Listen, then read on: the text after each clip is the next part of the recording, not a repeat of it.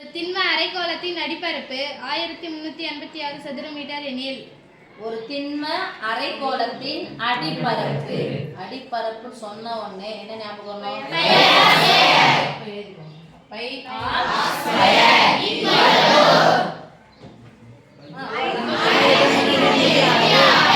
சதுர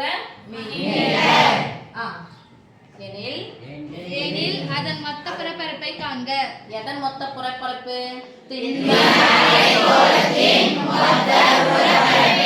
மொத்தம் 3. அவ்வளவுதான். மொத்தம் 3. திண்ம அரைக்கோளம் மொத்தம் 3. மொத்தம் மொத்த புறப்பரப்பு 3 பையார் ஸ்கொயர்.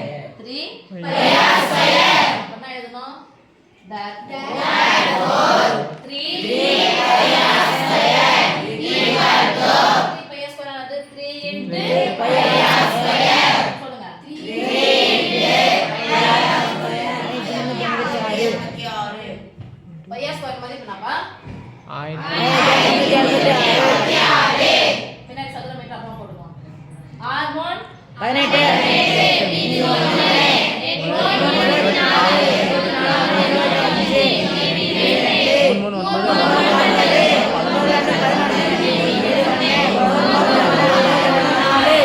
பின்னாடி என்ன எழுத போறோம்? இங்க எழுத வேண்டியது திண்ம மொத்த